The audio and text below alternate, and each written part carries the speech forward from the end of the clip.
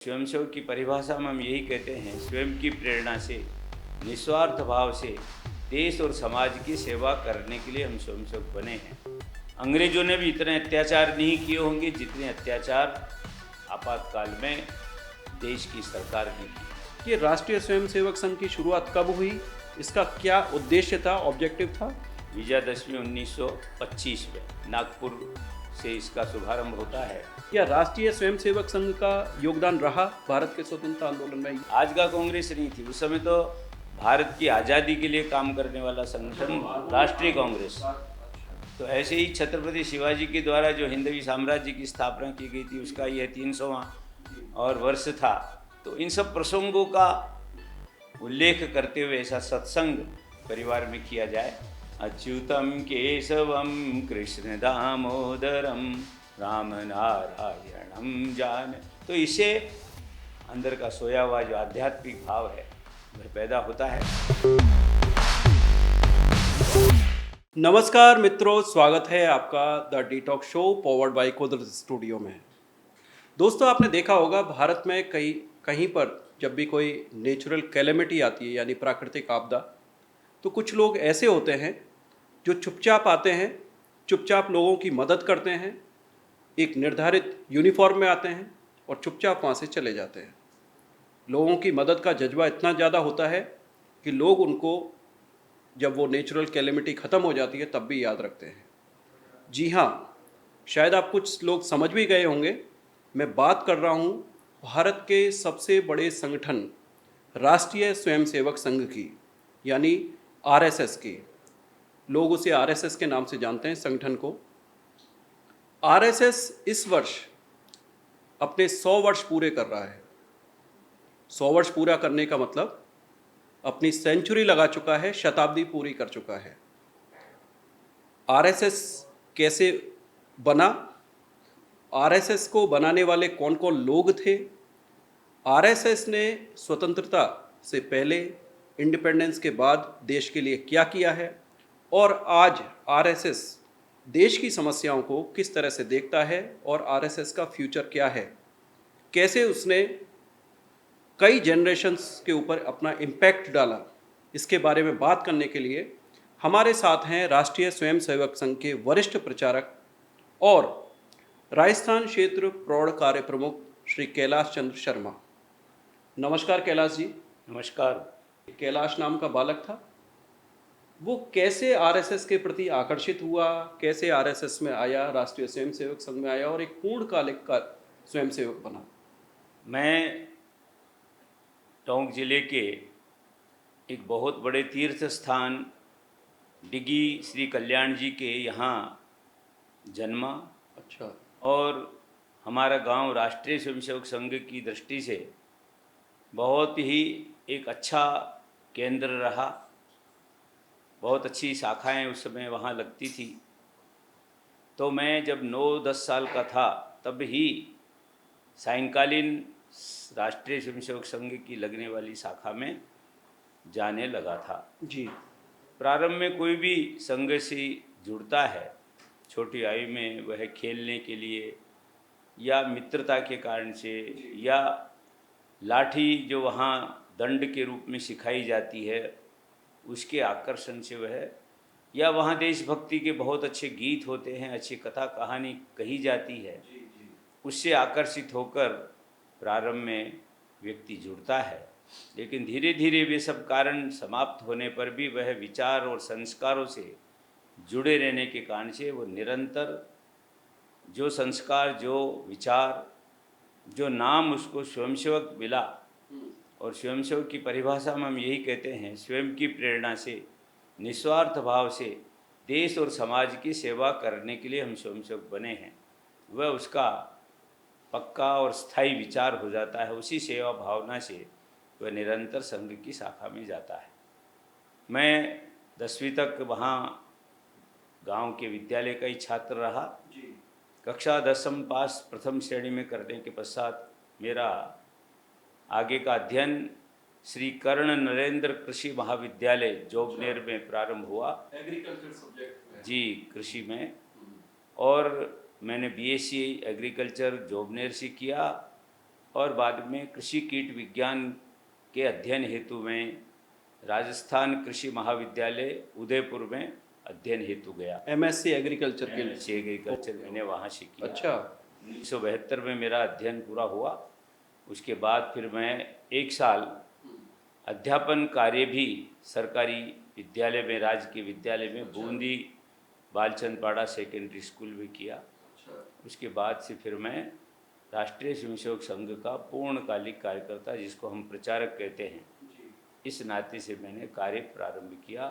प्रारंभ में 1 सप्ताह कोटा में रहा। उसके बाद फिर मेरा यह है पिलानी, जो बहुत बड़ा एक शिक्षा का केंद्र है, बिट्स इंजीनियरिंग एजुकेशन के लिए, वहाँ मेरा यह है कार्यक्षेत्र प्रारंभ हुआ।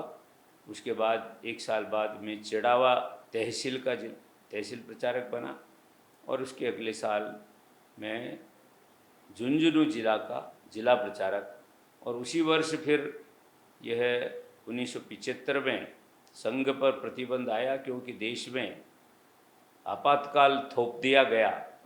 अपना व्यक्तिगत पद बचाने के लिए तत्कालीन प्रधानमंत्री श्रीमती इंदिरा गांधी ने, जबकि इलाहाबाद उच्च न्यायालय ने उनको अपने पद छोड़ने के लिए, क्योंकि उन्होंने चुनाव में गलत तरीके अपनाए थे, उनका चुनाव अवैध घोषित हुआ, लेकिन उनके सलाहकारों ने देश में आपातकाल लगाने का सुझाव दिया और उसके अंतर्गत सभी देशभक्त संगठनों को और उसमें काम करने वाले कार्यकर्ताओं को गिरफ्तार किया। संघ पर भी प्रतिबंध लगा। क्या आप भी उनमें शामिल थे जिनको गिरफ्तार किया गया था उस समय? गिरफ्तारी से बचते रहना ये संगठन की योजना थी।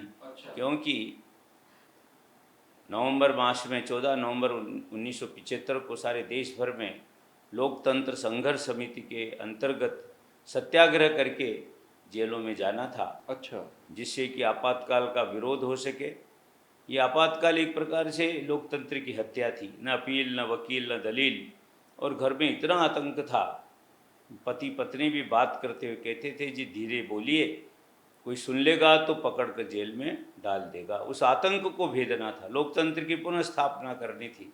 इसलिए सूचना यही थी कि हमें बाहर रहकर सत्याग्रह को सफल करना है और लोकतंत्र की पुनः स्थापना के लिए काम करना है।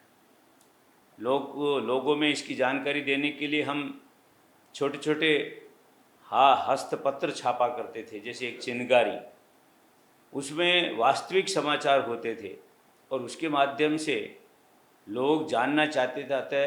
प्रातःकाल सुबह उनकी दुकान में या घर में वो पहुंचा दिए जाते थे और लोग उनको पढ़कर वास्तविकता से अवगत होते थे कि देश में क्या चल रहा है। और इसी प्रकार की सही जानकारी विदेशों में भी हमारे द्वारा कार्यकर्ता भेजकर यह दी गई। और यहाँ जब जयपुर जैसे शहर में या बाकी भी स्थानों पर इस प्रकार के अंतर्राष्ट्रीय स्तर के कोई कार्यक्रम होते थे, क्रिकेट मैच होते थे, उनमें भी घोषणा कक्ष या लोगों के बीच में वह छोटा सा पत्रक बांटकर आपातकाल में होने वाले अत्याचारों की जानकारी देने के लिए वो लोगों में बांटे जाते थे। और सारी दुनिया के लोग उन छोटे छोटे समाचार पत्रों के माध्यम से, साहित्य के माध्यम से अवगत होते थे कि भारत में इस आपातकाल में लोकतंत्र को कैसे कुचला जा रहा है। अंग्रेजों ने भी इतने अत्याचार नहीं किए होंगे जितने अत्याचार आपातकाल में देश की सरकार ने किए। और उसमें अनेक कार्यकर्ताओं के प्राण चले गए, परिवार उजड़ गए, नौकरियां चली गई, और ऐसे करके अनेक कार्यकर्ताओं ने, स्वयंसेवकों ने बलिदान दिया। और ऐसे में यह लगभग 21 महीने तक ये संघर्ष चला और उसकी समाप्ति पर फिर से इस देश में चुनाव के बाद लोकतंत्र की पुनः स्थापना में हम सफल हुए। उसके बाद राष्ट्रीय स्वयंसेवक संघ का प्रतिबंध भी हटा। इसके बाद क्या यात्रा रही आपकी जो आज तक चल रही है? उसके बाद से संघ के कार्यकर्ताओं की नियुक्ति संगठन की आवश्यकता के अनुसार, कार्य की आवश्यकता के अनुसार, कार्यकर्ता की योग्यता के अनुसार की जाती है। अंग्रेजी में कई बार एक वाक्य हम प्रचारकों के लिए उपयोग किया जाता है, प्रचारक ए पोस्ट कार्ड विदाउट एड्रेस। प्रचारक is a post card without address. जो पता उस पोस्ट कार्ड पर लिख दिया जाता है, अर्थात कार्यकर्ता का, प्रचारक का कार्यक्षेत्र वह हो जाता है। तो ऐसा यह है। उसके बाद में अब आपातकाल में 1976 में सीकर आ गया, सीकर जिला प्रचारक रहा, और उसके बाद 81 में मैं चित्तौड़ जिला प्रचारक बनकर गया। चित्तौड़ के बाद में फिर 86 में श्री गंगानगर जिला प्रचारक के नाते आया, और उसके अगले वर्ष 1987 से 91 तक मैं बीकानेर विभाग प्रचारक रहा, जिसमें बीकानेर, हनुमानगढ़, संघ दृष्टि से और श्री गंगानगर, ऐसे 3 जिलों का वह श्री बीकानेर विभाग प्रचारक होता था, उसका भी प्रचारक रहा। उसके बाद 1 साल में जयपुर में प्रचारक रहा, विभाग प्रचारक रहा। उसके बाद फिर अलवर एक नया विभाग बना 1992 में, तो मेरा केंद्र यह भारती भवन जयपुर के बजाय अलवर में यह शाह जी की चौक जो कार्यालय होता था उसमें हुआ। वहाँ से 96 में फिर से सीकर विभाग प्रचारक बनकर आया। उस समय 2 दायित्व थे, सीकर विभाग प्रचारक और साथ में जयपुर प्रांत के शारीरिक शिक्षण प्रमुख का दायित्व भी मेरे ऊपर रहा, और उसके बाद निरंतर ये यात्रा चल रही है। उसके बाद में 2001 में सह प्रांत प्रचारक चित्तौड़ प्रांत, अर्थात हमने संघ दृष्टि से पूरे राजस्थान को 3 प्रांतों में बांटा हुआ है। जो दक्षिणी राजस्थान है उसको चित्तौड़ प्रांत कहते हैं, जो पश्चिमी राजस्थान है उसको हम जोधपुर प्रांत कहते हैं, और ये पूर्वी राजस्थान इसको जयपुर प्रांत कहते हैं। तो सह प्रांत प्रचारक के नाते से मेरा 5 साल का कार्यकाल ये है चित्तौड़ प्रांत में रहा, जहाँ केंद्र मेरा कोटा में रहा। उसके बाद फिर मैं जयपुर आ गया 2005 से मेरा केंद्र भारती भवन जयपुर ही है, और भिन्न भिन्न दायित्व रहे। सह प्रांत प्रचारक के नाते से भी जब मैं काम कर रहा था तो राजस्थान क्षेत्र का शारीरिक शिक्षण प्रमुख भी मैं रहा। उसी के बाद फिर जब जयपुर आना हुआ तो राजस्थान क्षेत्र सह बौद्धिक प्रमुख, राजस्थान क्षेत्र बौद्धिक शिक्षण प्रमुख, और उसके बाद में अभी मैं कुछ वर्षों से राजस्थान क्षेत्र का प्रौढ़ कार्य प्रमुख के नाते से भारती भवन केंद्र बनाकर काम कर रहा हूँ, सारे राजस्थान में प्रवास करता हूँ। जिस नाव में आप बैठे हैं यानी राष्ट्रीय स्वयंसेवक संघ की नाव, ये राष्ट्रीय स्वयंसेवक संघ हमारे जो नए व्यूअर्स हैं या जो नई जनरेशन है उनके बारे के लिए मैं पूछना चाहता हूँ कि राष्ट्रीय स्वयंसेवक संघ की शुरुआत कब हुई, इसका क्या उद्देश्य था, ऑब्जेक्टिव था, और कौन कौन सी ऐसी पर्सनैलिटीज़ थी जिन्होंने इसको प्रारंभ किया। राष्ट्रीय स्वयंसेवक संघ स्थापित हुआ विजयादशमी 1925 में, नागपुर से इसका शुभारंभ होता है। डॉक्टर केशव बलिराम हेडगेवार इसके संस्थापक थे, जो जन्मजात देशभक्त थे। छोटी कक्षा में जब वे थे तब इस देश में रानी विक्टोरिया के राज्यारोहण की खुशी बनाई जा रही थी।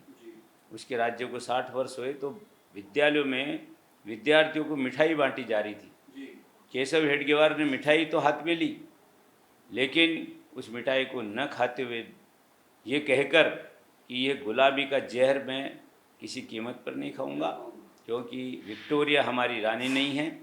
और इसलिए उस चित्र के सामने जो बच्चों को मिठाई देने से पूर्व नमस्कार करने के लिए कहा जाता था, केशव हेडगेवार ने उस चित्र को प्रणाम भी नहीं किया।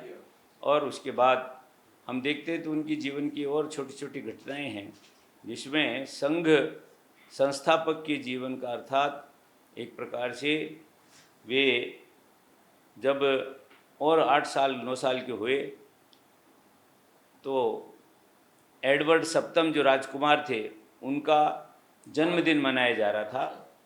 उसकी खुशी में आतिशबाजी का कार्यक्रम देखने के लिए मित्रों ने कहा, केशव ने कहा नहीं, ये हमारे लिए कोई प्रसन्नता का विषय नहीं है, हम कोई आतिशबाजी में आनंद लेने नहीं जाएंगे। उसके बाद अपने यहाँ वजह गुरुजी होते थे, उनकी जहाँ वो पढ़ते थे, तो सीताबड़ी का किला एक नागपुर में है, उस पर यूनियन जैक अंग्रेजों का झंडा लहरा रहा था। बालक ने आते समय जाते समय पूछा ये किसका झंडा है। छोटे थे, लोगों ने कहा ये अंग्रेजों का झंडा। अंग्रेजों का झंडा क्यों है? क्योंकि अंग्रेजों का राज्य है। अच्छा, जिसका राज्य होता है उसका झंडा होता है, तो हम क्यों नहीं इस झंडे को हटाकर हमारा झंडा लगा दें, हमारा राज्य आ जाएगा। ऐसा सोचकर केशव ने अपने मित्रों के साथ वजह गुरु जहाँ वे पढ़ते थे उनके घर से एक सुरंग बनाकर वहाँ जाएंगे और उसको चुपचाप हटाकर अपना भगवा झंडा लहरा देंगे। ऐसी योजना के अंतर्गत उन्होंने बहुत गहरी खाई खोद दी। बाद में उनके गुरु को पता चला तो उन्होंने कहा, बेटा अभी छोटे हो, बड़े हो जाओ तब ये करना, अभी तुम्हारे लिए संभव नहीं है। लेकिन वही बालक आगे चलकर जब 10वीं कक्षा में आए तो इस देश में एक रिस्ले सर्कुलर नाम का एक कानून कि कोई इस देश में वंदे मातरम नहीं कहेगा, कोई भारत माता की जय नहीं बोलेगा। लेकिन वे 10वीं में नील सिटी हाई स्कूल के छात्र थे, तो उनके विद्यालय के निरीक्षण के अवसर पर उन्होंने तय किया कि हम इस विद्यालय के निरीक्षण के अवसर पर आने वाले निरीक्षक अंग्रेज का वंदे मातरम के साथ स्वागत करेंगे, अर्थात उसको बता देंगे कि हम किसी भी कीमत पर इस देश में पराधीनता स्वीकार नहीं करते हैं। और ज़बरदस्त ढंग से उसका वंदे मातरम से स्वागत हुआ, निरीक्षण नहीं हुआ। बाद में विद्यालय बंद कर दिया गया। 2 महीने तक विद्यार्थी को कहा कि अपने अभिभावकों को लाओ, क्षमा मांगो, तो हम विद्यालय में फिर से पढ़ाई प्रारंभ करेंगे। लेकिन केशव ने कहा, नहीं, किसी भी कीमत पर मैं अपने अभिभावक को भी नहीं लाऊंगा और किसी भी प्रकार से क्षमा याचना भी नहीं करूँगा। लेकिन सबसे बड़ी बात ये थी कि इतना सफल वह विरोध कहो, आंदोलन कहो, छात्रों ने किया, किसी भी छात्र ने केशव हेडगेवार का नाम नहीं लिया। अच्छा। कि ये इनकी योजना से हुआ है। 10वीं में पढ़ते समय भी इस प्रकार का नेतृत्व का गुण ये संघ संस्थापक डॉक्टर हेडगेवार में था, लीडरशिप क्वालिटी जी। तो ऐसे केशव हेडगेवार जी आगे चलकर 10वीं उन्होंने 2 और विद्यालयों में जाकर पढ़ने का प्रयास किया, लेकिन वो भी सरकार ने, अंग्रेजों ने और अपनी दादागिरी के आधार पर बंद किया। लेकिन पूना के हाई स्कूल से उन्होंने 10वीं पढ़ी। पब्लिक को कैसे बताया जाए या आप कैसे बताएंगे, क्योंकि इंडिया के नेशनल मूवमेंट का सारा श्रेय केवल एक ही संगठन को दे दिया जाता है। क्या राष्ट्रीय स्वयंसेवक संघ का योगदान रहा भारत के स्वतंत्रता आंदोलन में? ये थोड़ा सा आप क्लियर करें। राष्ट्रीय स्वयंसेवक संघ दुनिया का सबसे बड़ा सांस्कृतिक, सामाजिक, स्वयंसेवी गैर सरकारी संगठन है जी। और यह लगातार अब शताब्दी वर्ष पूर्ण करने जा रहा है। इसके संघ को यदि समझना है और उसके योगदान को ठीक से समझना है, स्वतंत्रता आंदोलन संस्थापक, हाँ, संघ संस्थापक डॉक्टर हेडगेवार जी को समझना होगा। 10वीं पास करके वे आगे पढ़ने का तो एक निमित्त था, लेकिन कोलकाता के नेशनल मेडिकल कॉलेज में अध्ययन हेतु गए, डॉक्टर बनने। वहाँ पर एक अनुशीलन समिति नाम का क्रांतिकारी संगठन था, उसके वे सदस्य बने। क्रांतिकारी नाम उनको कोकेन दिया गया और वहाँ पर गुप्त रहकर पढ़ाई के साथ साथ क्रांतिकारी संगठन में सक्रियता से काम किया जी। भगत सिंह, सुखदेव, राजगुरु जैसे लोगों से उनका सीधा संपर्क था। उन्हीं दिनों में दामोदर नदी में बाढ़ आई, तो बाढ़ पीड़ितों की सेवा के लिए एक मेडिकल कॉलेज का छात्र डॉक्टर हेडगेवार घुटनों से भी ऊपर तक के पानी में, कमर तक के पानी में अपने सिर पर चपातियाँ, रोटियाँ और प्याज रखकर बाढ़ से घिरे बंधुओं की सेवा के लिए प्रस्तुत होते थे। प्लेग की बीमारी फैली तो उस प्लेग पीड़ितों की सेवा करने के लिए भी, क्योंकि जब केशव हेडगेवार मात्र 12 वर्ष के थे तब उनके माताजी पिताजी का निधन हो गया था प्लेग की बीमारी से ही। परंतु केशव ने सोचा, मैं भारत माता को अपनी माँ मानता हूँ और ये समाज मेरा पिता है, मैं योग्य बनकर इनकी सेवा करूँगा। तो ये सेवा का जो भाव है, जो उनका इस दामोदर नदी में आई बाढ़ से भी उनकी सेवा के कारण से प्रकट हो रहा है। वहाँ पर पढ़ाई करते हुए उन्होंने डॉक्टरी की पढ़ाई 1914 में कर ली। वे नागपुर आए। नागपुर आते ही परिवार में उनके चाचा जी, आबा जी हेडगेवार चाहते थे कि विवाह करें। केशव ने बिल्कुल स्पष्ट बना किया। उससे पहले जब पढ़ाई पूरी हुई तो वहाँ के नेशनल मेडिकल कॉलेज कोलकाता के प्रिंसिपल ने उनको कहा, केशव तुम सबसे अच्छे छात्र हो, ब्रह्मदेश से एक तुम्हारी नौकरी का प्रस्ताव आया है, तुम वहाँ जाओ नौकरी करो। उन्होंने कहा नहीं। तो क्या क्लिनिक खोलोगे? फिर नहीं। क्या करोगे? मैं आजीवन अविवाहित रहकर देश की सेवा के लिए ही। तो क्या करोगे? उन्होंने कहा कि मैं देश की आज़ादी के लिए काम करूँगा, क्योंकि इस समय देश पराधीन है और वे कहते थे कि पराधीन सपने सुख नाही। इस भाव को लेकर उन्होंने अपने संपूर्ण जीवन को इस भारत माता की आज़ादी के लिए लगाया। नागपुर आकर वे कांग्रेस संगठन में भी रहे कांग्रेस संगठन के वे महासचिव रहे। कांग्रेस संगठन में हाँ, कांग्रेस 1920 ज्वाइन की उन्होंने। बिल्कुल। उस समय तो कांग्रेस एक आंदोलन था, आज का कांग्रेस नहीं थी। उस समय तो भारत की आज़ादी के लिए काम करने वाला संगठन राष्ट्रीय कांग्रेस, उसमें वे दायित्व पर रहे। लोकमान्य तिलक जैसे महापुरुषों से उनका बहुत निकट का संपर्क था। तिलक जी के और निधन से पूर्व नागपुर में एक बड़ा अच्छा कांग्रेस का अधिवेशन संपन्न हुआ। उसे संपन्न हुए नागपुर अधिवेशन की संपूर्ण व्यवस्थाएं केशव हेडगेवार ने संभाली थी, और इसलिए डॉक्टर हेडगेवार 1921 में देश की आज़ादी के लिए आंदोलन करते हुए जेल में गए। 1 साल का कठोर कारावास उनको मिला। बाद में देश में जंगल सत्याग्रह के नाम से, या जिसको हम कहें कि खिलाफत आंदोलन भी शुरू हुआ था गांधी जी ने। हाँ, उस समय तो केशव हेडगेवार जी ने कहा कि ये मुस्लिमों का तुष्टीकरण जो है ना, ये देश में अलगाववाद पैदा करेगा। वो जो तुर्की हाँ, के बैकग्राउंड से गांधी जी से बहुत बात हुई उनकी, लेकिन गांधी जी नहीं माने और गांधी जी ने इस खिलाफत आंदोलन का समर्थन किया। उसके विरोध में ये और गए फिर से उनको 1931 में 30 में, और 9 महीने का कारावास मिला। 1925 में तो संघ की स्थापना हो चुकी थी। तब इसका मतलब वहाँ से उन्होंने अपना 1925 से अपना रास्ता चेंज कर लिया। नहीं, चेंज इसलिए किया कि वे क्रांतिकारी संगठन में भी रहे। अच्छा, कांग्रेस छोड़ दी उन्होंने। कांग्रेस छोड़ी, हिंदू महासभा में भी रहे। यानी देश में आज़ादी के लिए चलने वाले जितने भी संगठन कार्य थे, उन सब में उन्होंने सक्रियता से भाग लिया और अनुभव प्राप्त किया कि आखिर ये 7,000 मील दूर से अंग्रेज यहाँ आने में सफल कैसे हुआ। तो उसमें सबसे चर्चा करते हुए उनका निष्कर्ष यही था कि हमारी गुलामी का कारण हम यहाँ के निवासी हैं, भारतवासी हैं।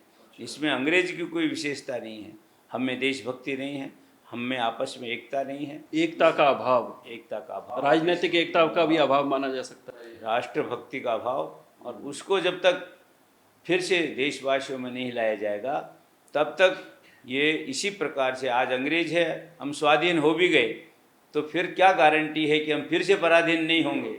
इसलिए जब तक हर व्यक्ति में देशभक्ति नहीं होगी, देश के लिए जीने का, देश के लिए काम करने का भाव नहीं होगा, तब तक हमारी आज़ादी भी हम फिर से स्थिर नहीं रख पाएंगे। इसलिए उन्होंने यह कांग्रेस संगठन, क्रांतिकारी संगठन, हिंदू महासभा, ऐसे सब संगठनों में जो अनुभव प्राप्त किया, 1925 में आते आते केशव हेडगेवार जी की आयु 36 वर्ष हो गई थी। यानी 36 वर्ष की आयु तक जीवन के अनुभव कमाए और फिर ये निर्णय लिया। उसमें सुभाष बोस से, डॉक्टर श्यामा प्रसाद मुखर्जी से, इन सबसे भी पहले बाद में भी चर्चा हुई। वे बाद में संघ स्थापना के बाद मिलने भी आए, परंतु डॉक्टर हेडगेवार जी ने 1940 तक इस देश के प्रत्येक प्रांत में संघ पहुंचाने में सफलता प्राप्त की। प्रत्येक प्रांत तक 1940 में पहुंच चुका था संघ, और जो आज के स्वयंसेवकों का जो स्वरूप है वो भी उसी समय प्रारंभ हो गया था। 1940 की 21 जून को डॉक्टर हेडगेवार जी ने शरीर छोड़ा। लेकिन उससे पहले जो स्वयंसेवकों को प्रतिज्ञा दिलाई जाती थी, उस प्रतिज्ञा में और प्रार्थना में, दोनों में ही एक प्रकार से देश की आज़ादी का प्रमुख स्थान था। और उसके लिए बोला भी जाता था कि देश की आज़ादी के लिए हम इस प्रकार की यह प्रतिज्ञा लेते हैं। और प्रार्थना उस समय जो होती थी, क्योंकि नागपुर से संघ प्रारंभ हुआ, तो आधी हिंदी और आधी मराठी में ये प्रार्थना चला करती थी। लेकिन 1939 में अभी जो वर्तमान संस्कृत की प्रार्थना ये आई, और फिर आज वही प्रार्थना बोली जाती है, नमस्ते सदा वत्सल हे मातृभूमि। ये 1939 से प्रारंभ हुई है संस्कृत भाषा में, जिससे एक यूनिफॉर्मिटी रहे पूरे देश में, सारे देश भर में, क्योंकि संस्कृत भाषा सब भाषाओं की जननी है और सब जगह बोली समझी जाती है। इसलिए सबसे पहले यादवराव जी जोशी ने, और यह पुणे के संघ शिक्षा वर्ग में वर्तमान संस्कृत प्रार्थनाएं बोली, और फिर उसके बाद से निरंतर ये प्रार्थना चल रही है। तो केशव हेडगेवार जी ने इस प्रकार से देश की आज़ादी के लिए 2 बार कारागृह की सज़ा, और उससे पहले देश में चलने वाली सारी देश की आज़ादी की सारी विचारधाराओं को उन्होंने परखा, अनुभव किया।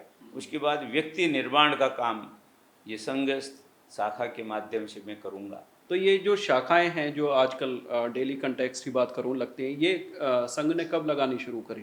प्रत्यक्ष शाखा तो कुछ महीनों बाद शुरू हुई, क्योंकि उससे पहले डॉक्टर हेडगेवार जी का जो निवास है वहीं पर भी उनके बराबर के मित्र मिले और उन्होंने ये घोषणा की कि हम आज से ऐसा एक संगठन, हिंदू संगठन खड़ा प्रारंभ कर रहे हैं।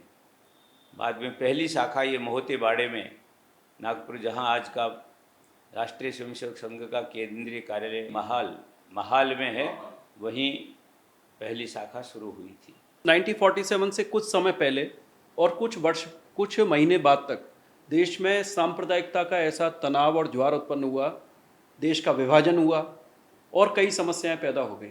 उस समय राष्ट्रीय स्वयंसेवक संघ की या उस समय जो पदाधिकारी थे, क्योंकि डॉक्टर साहब की तो मृत्यु हो चुकी थी, बाद के जो पदाधिकारी थे उन्होंने उस समय क्या कार्य किया और देश को किस तरह से संभालने में अपने सेवा भाव से मदद की? देश के विभाजन से पूर्व तक, आज जिसको हम पाकिस्तान कहते हैं, बांग्लादेश कहते हैं, उसकी प्रस्तावना तो बन चुकी थी, सब भारतवर्ष के ही हिस्से थे और वहाँ सब प्रांतों में, सब क्षेत्रों में राष्ट्रीय स्वयंसेवक संघ का काम बहुत अच्छा चलता था। जब विभाजन की घोषणा हुई उससे पहले भी संघ के द्वितीय सरसंघचालक पूज्य माधवराव सदाशिवराव गोलवलकर जी का उधर प्रवास चल रहा था और भी इस प्रकार से माधवराव जी मूल्य जैसे कार्यकर्ता थे, वे भी उस क्षेत्र में कार्यरत थे। ऐसे में संघ शिक्षा वर्ग भी वहाँ लगे हुए थे, परंतु यह प्रतिबंध की घोषणा होने के कारण से, विभाजन की घोषणा होने के कारण से बाद में, और संघ शिक्षा वर्ग में जो स्वयंसेवक आए हुए थे उनको जल्दी भेजना पड़ा और सुरक्षित पहुंचाने के लिए सबको ये कहा गया कि जो जनता है, माताएं बहनें हैं, उन सबको, क्योंकि विभाजन धर्म के आधार पर हुआ था और यह ऐसा एक विभीषिका इसको कहा जा सकता है। भारत विभाजन की विभीषिका इसलिए कही जाती है कि 15 लाख लोगों का कत्लेआम हुआ, 2 करोड़ परिवार उजड़े, माताओं बहनों का सतीत्व लूटा गया, छोटे छोटे बच्चों को माताओं की गोद से छीनकर भालों पर उछालकर उनको मारा गया, माताओं बहनों के साथ दुराचार हुआ। ये प्रत्यक्ष परिवार की महिलाओं का विभत्स यह दृश्य उनके पुरुषों ने देखा और रेलगाड़ियां भर भर कर हिंदुओं को मारकर डिब्बों में भर कर यहाँ भेजे जा रही थी। तो जब ध्यान में आया कि ये तो बड़ा असहनीय व्यवहार हो रहा है, ऐसे में यहाँ से भी ऐसी 1-2 डिब्बे रेलगाड़ी में और प्रतिक्रिया स्वरूप काट कर भेजे गए, तो उधर से फिर ऐसी रेलगाड़ियाँ आना बंद हुई। ऐसा यह तो समय बड़ा, और सांप्रदायिकता जैसी कह सकते हैं उसको, लेकिन कुल मिलाकर बहुत ही सेवा के लिए यह अवसर था और उस अवसर का लाभ स्वयंसेवकों ने इस नाते से उठाया कि ये सारे समाज बंधु जो हैं, इसमें माताएं बहनें बच्चे, इन सब की सुरक्षा होनी चाहिए। उनके लिए पंजाब रिलीफ सोसाइटी या कमेटी बनाई हमने और उनको राहत शिविरों में पहुंचाया गया, वहाँ पर उनके भोजन, रहने की प्रबंध, सुरक्षा की व्यवस्था की गई। अनेक स्वयंसेवकों ने उस समय उधर, चाहे इधर दिल्ली में जैसे भी, वहाँ पर भी जहाँ गांधी जी ठहरे हुए थे भंगी कॉलोनी में, उनको भी सुरक्षा स्वयंसेवकों ने प्रदान की।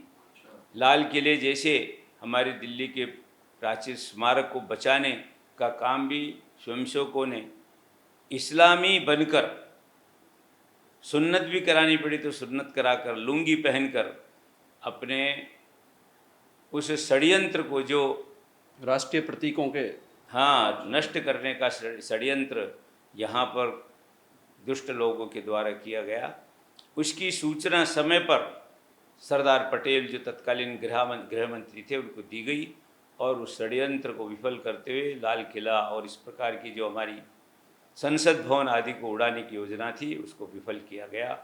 तो स्वयंसेवकों ने जब इस प्रकार का जहाँ भी आवश्यकता समझी उस प्रकार का काम सेवा के रूप में स्वयंसेवकों ने किया। आपने जैसे बात प्रारंभ की कि जहाँ सेवा की आवश्यकता है, चाहे वो बाढ़ हो, तूफान हो, चाहे कहीं रेल दुर्घटना हो, हवाई जहाज़ों की भिड़ंत हो, सभी समयों पर स्वयंसेवक सेवा कार्यों के लिए सबसे पहले पहुँचते हैं, क्योंकि उनको तो संस्कार विचार ही सेवा का दिया जाता है। और हमारी संघ की शाखाओं पर बहुत छोटी आयु से, जिसको हम शिशु कहते हैं, वहाँ से हम प्रवेश स्वयंसेवकों को देते हैं कि संस्कार देने के लिए सबसे सही उम्र है ये शिशु अवस्था, बाल्यावस्था, शिशु अवस्था। और इसीलिए उनके अलग अलग कार्यक्रम होते हैं। हम बोलते भी हैं, जहाँ बालों का संग वहाँ बाजे मृदंग, जहाँ बूढ़ों का संग वहाँ खर्चे से तंग। अर्थात जहाँ नई पीढ़ी आती रहेगी तो वहाँ निरंतरता बनी रहती है और नई पीढ़ी में संस्कार विचार दिए जाते रहते हैं। इसी के कारण से आज संघ यह अपना शताब्दी वर्ष यह मनाने जा रहा है। परंतु मनाने का अर्थ हम ये नहीं कि कोई उस प्रकार के प्रत्यक्ष दिखने वाले ज़्यादा कार्यक्रम करेंगे, बड़े बड़े कार्यक्रम नहीं करेंगे जी। समाज के बीच में जाकर अपने से हिंदू संगठन की महत्ता को बताएंगे, सेवा कार्य करेंगे, सामाजिक समरसता बनी रहे इसलिए काम करेंगे। और इस प्रकार के हिंदू संगठन का एक विश्वास लोगों के मन में पैदा हो, इसके लिए बस्ती बस्ती के अनुसार संचलन भी हम पूर्ण गणवेश में ये आयोजित करेंगे। उनको क्या लगने लगा है या पहले से ही सुनी सुनाई कि राष्ट्रीय स्वयंसेवक संघ कोई पॉलिटिकल पार्टी है? जो लोग संघ से जुड़े हुए नहीं हैं या संघ से संबंधित नहीं है, वो सुनी सुनाई बातों पर या न्यूज़ चैनल्स पे या जो भी उनका परसेप्शन हो, इसको हम कैसे काउंटर करें? आज़ादी के बाद से इस देश में जिस विचार की सरकार रही वो हिंदू विरोधी, भारत विरोधी और राष्ट्रीय स्वयंसेवक संघ विरोधी सरकार थी।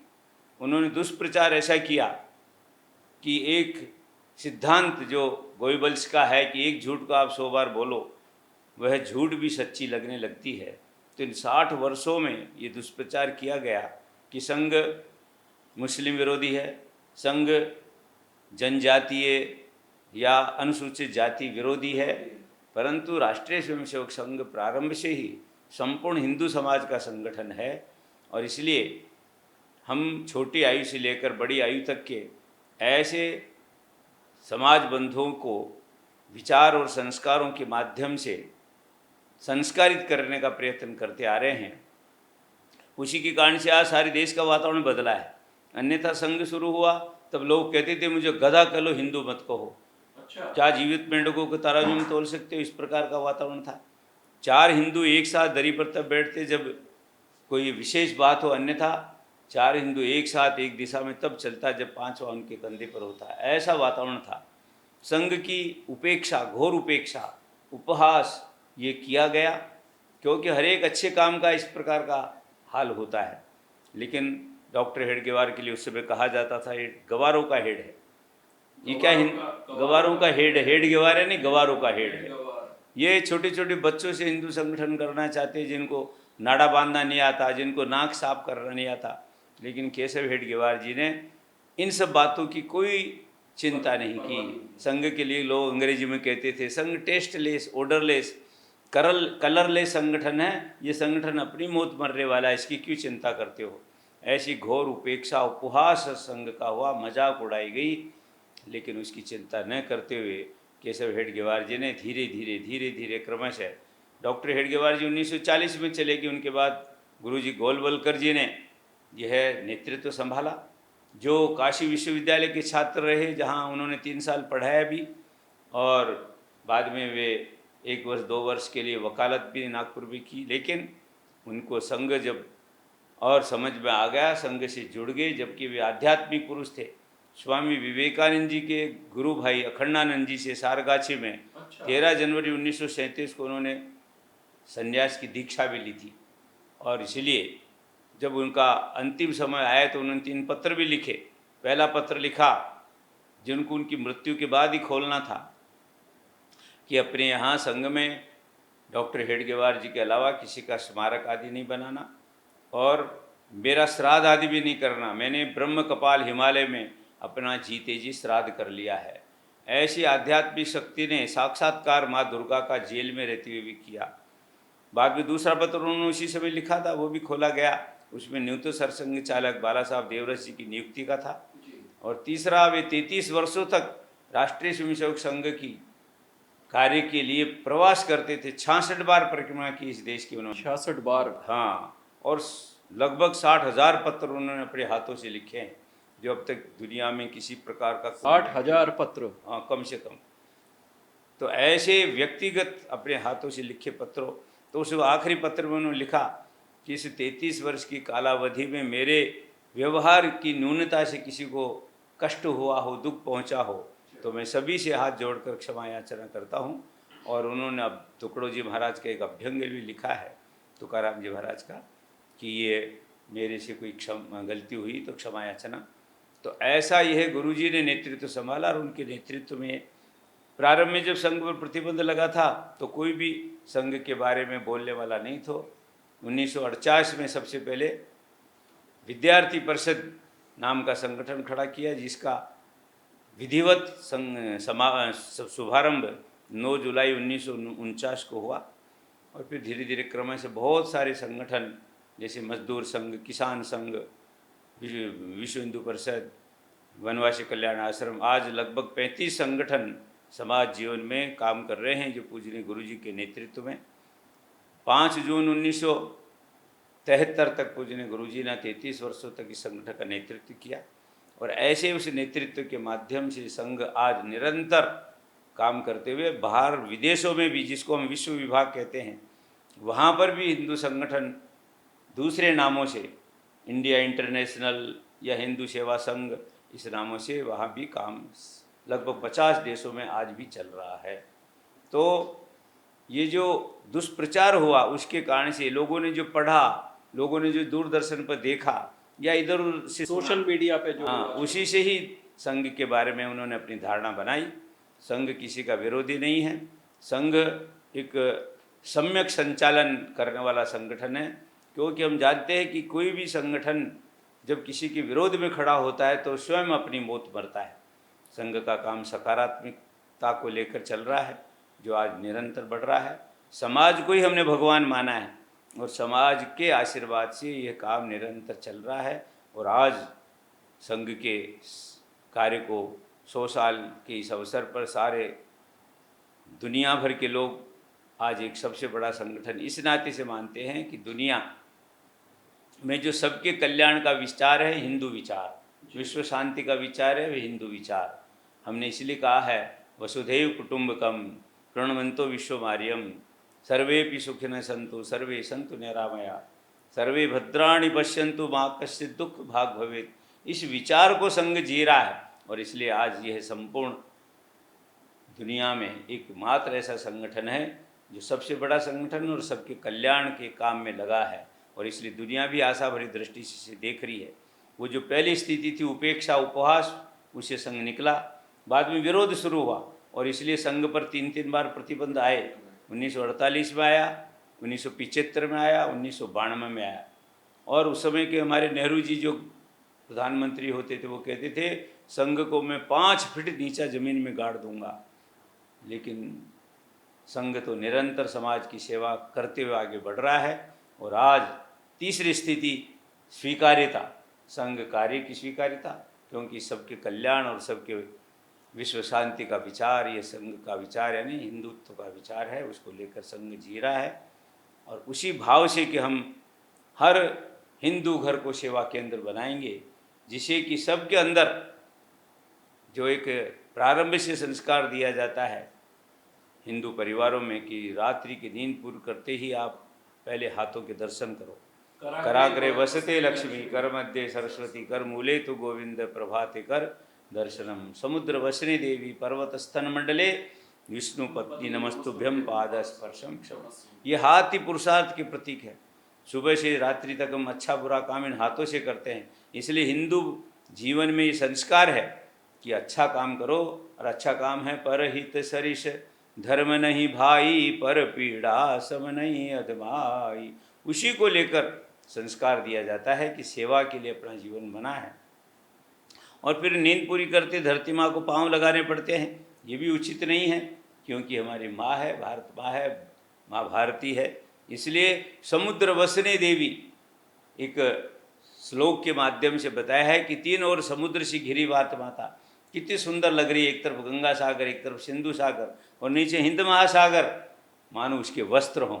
पर्वत स्तन मंडले, जिस प्रकार से एक बालक अपनी माँ का स्तनपान करके पोषण प्राप्त करता है, उसी प्रकार से पर्वतों से निकलने वाली नदियों का जल भी धवल दुग्ध के समान हम सब देशवासियों का पोषण करता है। इसलिए पर्वत स्तन मंडले विष्णु पत्नी नमस्तुभ्यम, यह कंकड़ पत्थर रेत नहीं, यह तो माता है, माता है। बहुत सुंदर, बहुत सुंदर। युग युग से रक्त लिए आता, यह देश धर्म का नाता है, यह तो माता। ये धरती माँ हमें अपने अन्न जल वायु से पाल पोस कर बड़ा करती है। ये समाज हमें चलना फिरना उठना बैठना सब कुछ सिखाता है, सुंदर सा नाम देता है, संस्कार देता है, संरक्षण देता है, और समाज हमें जब हम इसकी सेवा करते हैं तो सम्मान देता है। ऐसे इस समाज का और इस धरती का अपने जीवन में यह और ऋण मानकर उस ऋण से उऋण होने का ये संस्कार प्रतिदिन संघ स्थान पर स्वयंसेवकों को दिया जाता है, और उसी से व्यक्ति संस्कारित होकर जीवन भर वह सेवा कार्य करता है। इसलिए संघ सेवा कर रहा है, इसलिए कोई इसका विरोधी नहीं है। हम किसी को विरोधी मानते भी नहीं, और न संघ का कोई विरोधी है, न हमारा कार्य किसी विरोध में है, न हमारा कार्य किसी के और नुकसान पहुंचाने वाला है। हम सबको मानकर अपना और सबकी सेवा करने के लिए आगे बढ़ रहे हैं, इसलिए संघ निरंतर आज सब और स्वीकार्य हो रहा है। भारत सरकार ने संघ को निमंत्रण दिया रिपब्लिक डे परेड में पार्टिसिपेट करने के लिए स्वयंसेवकों का, तो ये टर्न अराउंड या यू टर्न कैसे हुआ पॉलिसी में, इसके बारे में कुछ आप बताएं। तत्कालीन प्रधानमंत्री पंडित जवाहरलाल नेहरू जी ने चीन के आक्रमण के समय जो स्वयंसेवकों के सेवा कार्य जो सैनिकों की मदद के लिए किए गए, उनके लिए भोजन पहुंचाना है, उनके लिए रक्त देना है, उनके लिए, तो ये सेल्फ मोटिवेटेड थी या गवर्नमेंट ने कोई रिक्वेस्ट की थी संघ से, ये थोड़ा सा मैं पूछना चाह रहा था। सरकार ने कोई हमसे कहा नहीं, स्वयंसेवक तो अपनी प्रेरणा से ही सेल्फ मोटिवेशन के आधार पर उन्होंने जो आवश्यकता समझी उसके अनुसार और सेना के अपेक्षा के अनुसार हमने खूब उस समय कार्य किया। उन्हीं से प्रभावित होकर नेहरू जी ने और 1963 की 26 जनवरी को गणतंत्र परेड में स्वयंसेवकों को संघ को आमंत्रित किया, और 3000 स्वयंसेवकों ने संघ की पूर्ण गणवेश में वहाँ की उस परेड में सम्मिलित होकर सारे देशवासियों को इस बात को बताया कि संघ तो जब उसको किसी ने आह्वान किया, उसकी आवश्यकता समझी, सदैव सेवा के लिए तैयार रहा है, क्योंकि हमने तो प्रारंभ से ही सेवा का ही यह संस्कार और विचार, संघ की शाखाएं जो प्रतिदिन सुबह शाम रात्रि लगती है उनमें ग्रहण किए हैं, और उन्हीं को ही अपने आचरण में प्रकट किया है। उन्हीं को अपने आचरण में प्रकट किया है। तो इस बात से मुझे एक बात क्लियर हुई कि अगर सेवा भावना हो तो विपरीत विचारधारा को भी प्रभावित किया जा सकता है। हाँ, अवश्य। इसलिए हम कहते हैं कि केवल दूर से देखकर, दूर से सुनकर, पढ़कर संघ समझ में नहीं आएगा।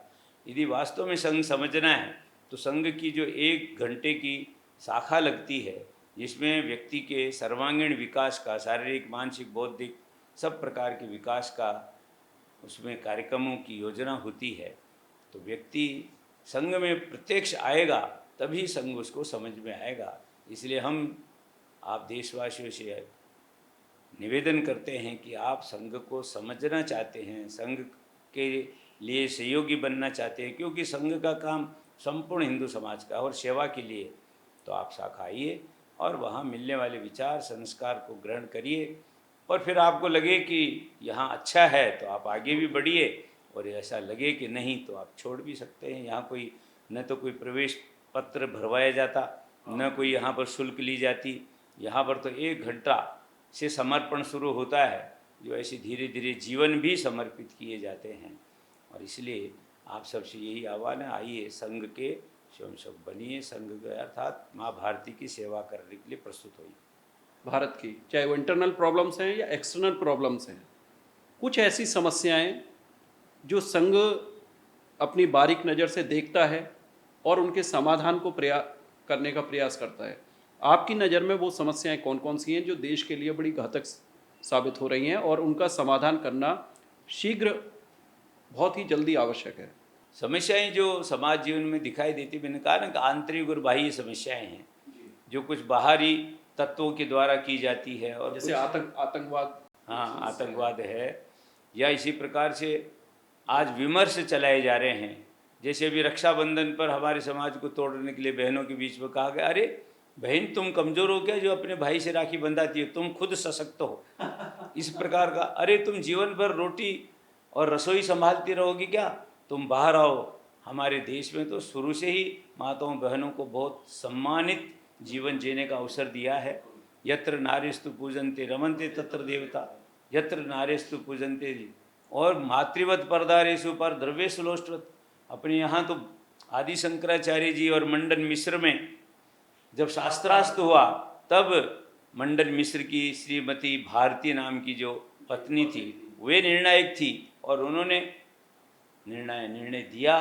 तो हमारे यहाँ तो माताओं बहनों का सम्मान सर्वोच्च रहा है, और कभी भी हमने उनको, इसलिए हमने कहा जीवन का यदि सफल और संपन्न समापन करना है तो माताओं बहनों के को एक प्रकार से अर्धांगिनी माना है। अर्धनारीश्वर ने भगवान शिव को कहा है, और इसलिए राष्ट्रीय स्वयंसेवक संघ एक केवल पुरुषों का संगठन है, लेकिन माताओं बहनों के लिए भी 1936 में एक श्रीमती लक्ष्मीबाई केलकर नाम की, जिनके बेटे शाखा में आने लगे और उनके जीवन में जो सद्गुण वृद्धि देखी, राष्ट्र सेविका समिति नाम का संगठन, राष्ट्र सेविका समिति, वो आज बहनों में काम कर रहा है। और वैसे जो और भी संगठन हैं संघ की शाखा के अलावा, बाकी संगठनों में सब माताओं बहनों का, जैसे विश्व हिंदू परिषद है उसमें दुर्गा वाहिनी है, तो भारतीय विकास परिषद उसमें भी परिवार सदस्यता होती है, सेवा भारती में भी महिलाएं माताएं काम करती है, किसान संघ में भी, मजदूर संघ में भी, सब संगठनों में महिलाएं भी काम करती है। और इसलिए महिलाओं का भी स्थान और उनका योगदान सदैव संघ ने माना है।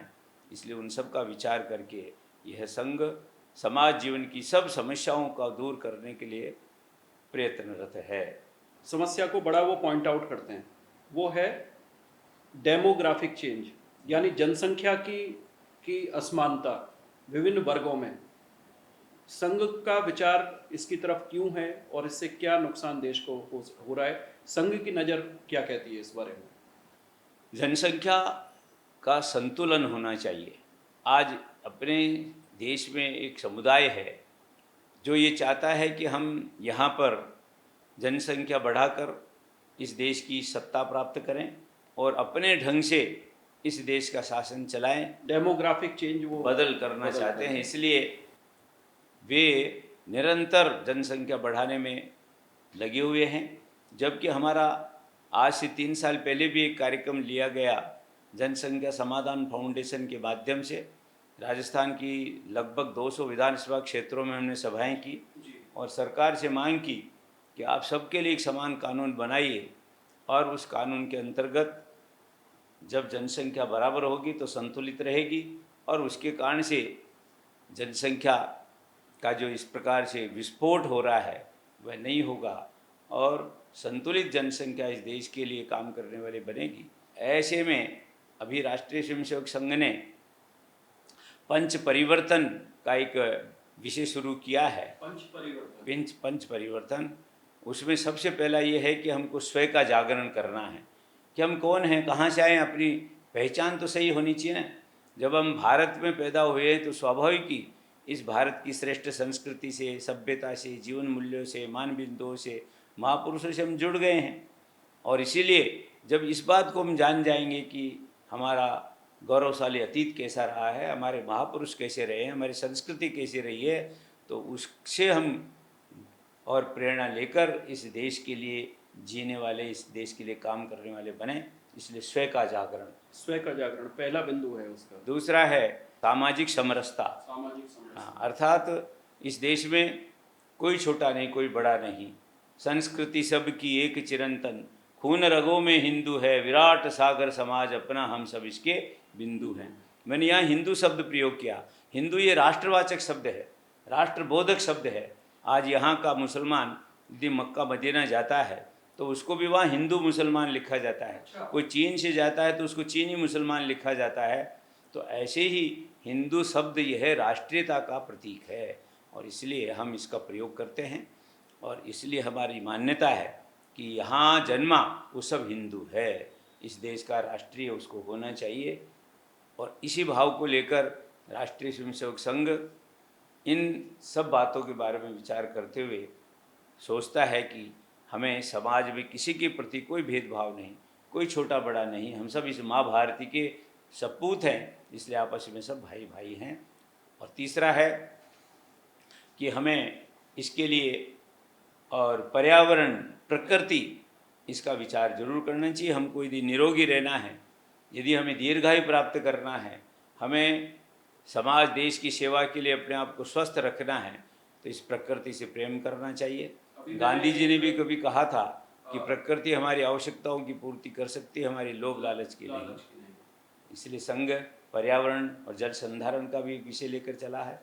और सबसे महत्व की बात है कि हमें परिवार का प्रबोधन करना चाहिए, कुटुंब प्रबोधन, ये चौथी बात है कि परिवार में जब इस प्रकार के संस्कार होंगे, क्योंकि माँ सबसे पहली गुरु होती है बालक की और परिवार उसकी प्रथम पाठशाला होता है। तो ऐसे जब व्यक्ति के जीवन में मातृभक्ति के संस्कार, समाज सेवा के संस्कार दिए जाएंगे और वो माँ ही देगी, तो परिवार में हम प्रति सप्ताह 1 घंटे का कार्यक्रम करते हैं। उसमें जो निज मंदिर होता है उसके सामने बैठते हैं, परिवार के सब सदस्य बैठे, छोटे से बड़ा नहीं, वो अपने पहले परिवार वाले करें, फिर परिवार के आसपास के लोगों को बुलाते हैं। तो वे पहले 2-3 भजन गाएं, अच्युतम केशवम कृष्ण दामोदरम राम नारायणम जान। तो इससे अंदर का सोया हुआ जो आध्यात्मिक भाव है वह पैदा होता है। फिर हम सत्संग करते किसी विषय पर, चाहे वो 15 मिनट हो चाहे 20 मिनट हो, और सत्संग का अर्थ सत्य का संग, यानी जो शाश्वत सत्य हैं उन सब के बारे में बात करते हुए और चर्चा करते हैं, चाहे वो हनुमान चालीसा हो, चाहे वह सुंदरकांड का माध्यम हो, चाहे अभी जैसे महापुरुषों के अबक का देश की दक्षिण भारत की बहुत प्रसिद्ध ऐसी महारानी हुई है जिसका 500वां शताब्दी वर्ष चल रहा है। हमारी इंदौर की महारानी अहिल्याबाई होलकर जो लोक माता के नाम से जानी जाती है, पुण्य श्लोक अहिल्याबाई होलकर, उनके जीवन पर तो अवसर आने पर अभी पिछले दिनों दयानंद सरस्वती जी का 200वां जन्म जयंती वर्ष था, भगवान महावीर स्वामी का 2500वां निर्वाण वर्ष था। तो ऐसे ही छत्रपति शिवाजी के द्वारा जो हिंदवी साम्राज्य की स्थापना की गई थी उसका यह 300वां और वर्ष था। तो इन सब प्रसंगों का उल्लेख करते हुए ऐसा सत्संग परिवार में किया जाए और फिर सब परिवारजन साथ साथ बैठकर भोजन करें। इसलिए पहले से भोजन बना कर रखा जाए तो उसमें संवाद होगा। आज जो टीवी कल्चर चला है, मोबाइल कल्चर चला है, सब अपने कमरे में अलग बैठकर भोजन कर रहे हैं, उसको हम नकार रहे हैं। सब एक साथ बैठकर भोजन करें, संवाद स्थापित करें। सोशल मीडिया का इम्पैक्ट है नई जनरेशन के ऊपर, वो भी आप कहीं ना कहीं, क्योंकि आप समाज के एक वरिष्ठ नागरिक रूप में भी देखते होंगे बच्चों को, कि जो सोशल मीडिया का इम्पैक्ट है जो बच्चों पर, क्या संघ ने उसको भी अपनी किसी लाइन में शामिल किया है कि सोशल मीडिया में जैसे खाना खाते समय मोबाइल का यूज़ करना, या परिवार के लोग अलग अलग बैठ के और टीवी देखते हुए खाना खा रहे हैं, तो क्या ये भी कुटुंब प्रबोधन में आप शामिल करते हैं? बिल्कुल, इसलिए जब कुटुंब प्रबोधन का कार्यक्रम होता है तो मोबाइल बंद कर देते हैं, टीवी बंद कर देते हैं और सब, क्योंकि छोटे बच्चों को आज मोबाइल दे दिया जाता है, धीरे धीरे वो उसी का अभ्यस्त हो जाता है और बाद में फिर वो क्या गलत देख रहा है क्या सही देख रहा है आपको तो पता ही नहीं है और उससे वह कुसंस्कारित होता है। और इसलिए उससे बचने के लिए इस परिवार प्रबोधन में इन सब बातों की चर्चा की जाती है। और साथ में ये भी कहा जाता है कि हम 5वीं बात कहते हैं कि हम देश के नागरिक हैं, इसलिए नागरिक कर्तव्य हमारा है, जो संविधान हमारा है, अर्थात जो नियम कानून बने हैं हम उनका पालन करें। फंडामेंटल तो ड्यूटीज फिर बताई गई हैं। हाँ, जब हम अपना कर्तव्य पूरा करेंगे तो अधिकार तो हमें मिलेंगे ही। इसलिए 5वां बिंदु हमारा यही है और वो कुटुंब प्रबोधन में इन सब बातों का यह उल्लेख करते हुए नियम पालन, बिना डर के, पुलिस वाला खड़ा है तो चौराहे पर हम उसको देख कर नियम पालन करें, नहीं, स्वतः स्वयं, हाँ, स्वानुशासन, फिर निज पर शासन, फिर अनुशासन, इस प्रकार का यह है हमारा विचार है। उसके आधार पर धीरे धीरे हम व्यक्ति के अंदर इस प्रकार का स्वाभाविक ये है, देशभक्त नागरिक बनाने का प्रयत्न कर रहे हैं। उसमें ये कुटुंब प्रबोधन ये हमारा पहले संघ में, जब संघ प्रारंभ हुआ था तो इसे समाचार पत्रों का, दूरदर्शन आदि का, उससे हम बचते थे, क्योंकि संघ उस समय जब शुरू हुआ तो अंग्रेज़ों का काल था। उस समय यदि प्रचार हुआ तो अंग्रेज़ दबा देना चाहते थे, और इसलिए पहले अपना काम खड़ा करना। आज भी हमने संघ में एक प्रचार विभाग शुरू किया है। उसके माध्यम से एक कार्यकर्ता संघ के द्वारा किए गए कार्यक्रमों की जानकारी देता है, और जो कोई पत्रकार परिषद भी करते हैं, उसमें जो उनको संघ बारे में, समाज बारे में, संघ के द्वारा चलाए जाने वाले सेवा कार्यों के बारे में जानकारी करनी होती है, तो हमारा कार्यकर्ता उसका भी पूरा उल्लेख करता है। अभी जैसे पूजनीय सरसंघ चालक जी यहाँ जयपुर में आए थे, मोहन भागवत जी आए थे, तो उसकी भी जानकारी पत्रकारों को दी गई। अभी 5-6 सितंबर को जोधपुर में हमारे जो सेवा कार्य चलते हैं, विविध संगठन चलते हैं, उन सब संगठनों की लगभग 35 संगठनों की वहाँ मीटिंग होने वाली हर साल होती है। पिछली बार पलक्कड़ केवल केरल में थी, इस बार जोधपुर में है, तो ये समाचार पत्रों में दे दिया गया है। तो ऐसा प्रचार साधनों का भी सदुपयोग करने का विचार संघ का है, उससे दूर भागने का कोई कारण नहीं है। परंतु प्रचार कम, सेवा, क्योंकि हम सेवा जब कर रहे हैं, माँ की सेवा कर रहे हैं, समाज की सेवा कर रहे हैं, तो उसका प्रचार नहीं किया जाता। जैसे घर में कोई अपने माता पिता की सेवा करे तो कोई बाहर आकर प्रचार करता है क्या? मैंने आज, मेरी माँ बीमार थी, पिताजी बीमार थे, इसलिए मैंने उनकी सेवा की, उनको दवा दी। तो शुरू से हमने इस माँ भारती की और इस समाज की सेवा करने का संकल्प लिया है। उसी को ध्यान में रखकर शांतता से, सेवा भाव से हम निरंतर सेवा कर रहे हैं। आप एक वरिष्ठ प्रचारक हैं। अब जो प्रचारक आ रहे हैं, अब नई पीढ़ी के, उनसे आप क्या अपेक्षा रखते हैं, संक्षिप्त में बताएं। और क्या उनको आप अपने, जो आपका एक विशद संघ का जीवन है, क्या कुछ टिप्स उनको देना चाहेंगे कि वो संघ के कार्य को इस शताब्दी वर्ष के बाद भी आगे बढ़ाएं? प्रचारक एक भावना है, एक विचार है, इसलिए वो अनिकेत होता है। अनिकेत यानी उसका कोई घर नहीं है, वह व्यवसाय नहीं करता है, नौकरी नहीं करता है, वह विवाह नहीं करता है, और समाज के बीच पर एक सामान्य नागरिक की तरह रहकर वो समाज की सेवा करता है। उसी भाव को लेकर जो अच्छे पढ़ लिख गए हैं, अपना स्नातक, अधिस्नातक, चाहे वो अभियंता होगा, चिकित्सक होगा, अधिवक्ता होगा, या कोई चार्टर्ड अकाउंटेंट, इस प्रकार की पढ़ाई किए हुए सारे प्रचारक आते हैं, और उनको यही सेवा भाव ही प्रेरित करता है कि मैं भी अपने जीवन का प्रारंभ में वो 1-2 साल देता है, जब उसको लगता है कि मुझे अपने जीवन की सार्थकता इसमें है कि मैं पूरा जीवन इस देश समाज की सेवा में लगाऊं, तो वह अपना सेवा काल बढ़ाता जाता है। तो 1 साल के लिए आया था, 2 साल के लिए आया था, पूरा जीवन वह प्रचारक के नाते से काम करता है। तो अपेक्षा उससे यही है कि संघ प्रचारक की जो प्रतिष्ठा है, अब तक जो उस भाव को लेकर प्रचारक जिए हैं, उसके कारण से समाज ने हमको सब प्रकार का आशीर्वाद दिया है, सम्मान दिया है।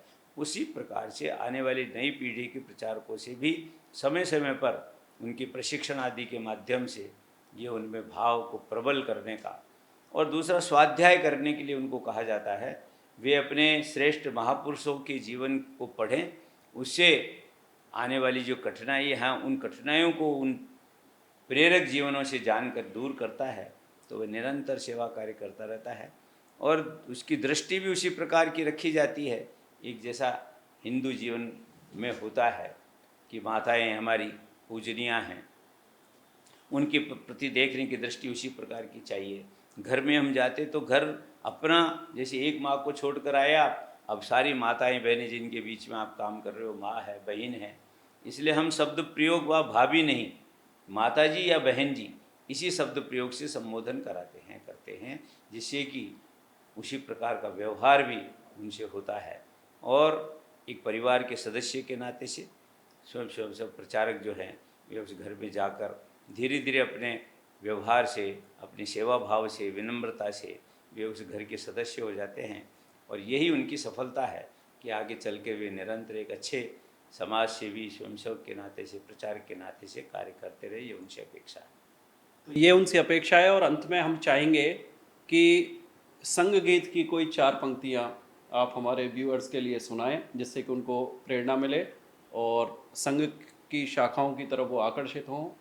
कोई 4 पंक्तियाँ, कोई भावगीत संघ का आप प्रस्तुत करें। संगठन गढ़े चलो, सुपंथ पर बढ़े चलो, भला हो जिसमें देश का वो काम सब किए चलो। युग के साथ मिल के सब कदम बढ़ाना सीख लो, एकता के स्वर में गीत गुनगुनाना सीख लो, एकता के स्वर में गीत गुनगुनाना सीख लो। भूल कर भी मुख में जाति पंथ की न बात हो, भाषा प्रांत के लिए कभी न रक्तपात हो। फूट का भरा घड़ा है फोड़ कर बढ़े चलो, भला हो जिसमें देश का वो काम सब किए चलो। संगठन गढ़े चलो, सुपंथ पर बढ़े चलो, आ रही है आज चारों ओर से यही पुकार, हम करेंगे त्याग मातृभूमि के लिए अपार, हम करेंगे त्याग मातृभूमि के लिए अपार। कष्ट जो मिलेंगे मुस्कुरा के सब सहेंगे हम, देश के लिए सदा जिएंगे और मरेंगे हम। देश का ही भाग्य अपना भाग्य है ये सोच लो, भला हो जिसमें देश का वो काम सब किए चलो। संगठन गढ़े चलो, सुपंथ पर बढ़े चलो, भला हो जिसमें देश का वो काम सब किए चलो, भला हो जिसमें देश का वो काम सब किए चलो। मैं अपनी बात पूज्य गुरु गोविंद सिंह जी के शब्दों से पूर्ण करूँगा। उन्होंने माँ भगवती से और प्रार्थना करते हुए जो शब्द कहे हैं वो कहकर मैं अपनी बात पूरी करूँगा। देहु शिवा वर मोहि इहे, देहु शिवा वर मोहि इहे, शुभ कर्मन ते कभू न टरो, न डरो हरिसो जब जाए लरो, निश्चय कर अपनी जीत करो, निश्चय कर अपनी जीत करो। भारत माता की जय। निश्चय कर अपनी जीत करो, निश्चय कर अपनी जीत करो। ऐसे विचार आज राष्ट्रीय स्वयंसेवक संघ के वरिष्ठ प्रचारक कैलाश जी शर्मा ने हमारे व्यूअर्स के लिए प्रस्तुत किए। संघ का यह शताब्दी वर्ष है और उस शताब्दी वर्ष पर हम द डिटॉक शो और कुदरत स्टूडियो की तरफ से एक छोटी सी भेंट पॉडकास्ट के माध्यम से संघ के प्रचार के लिए, संघ की वास्तविकता को दर्शाने के लिए आज हमने प्रस्तुत की। ऐसे ही इंटेलेक्चुअल पॉडकास्ट के लिए आप जुड़े रहिए the detox show powered by कुदरत स्टूडियो के साथ। और दीजिए विदा आज अपने दोस्त और होस्ट दिनकर शर्मा को। Stay tuned on the detox show. Thank you.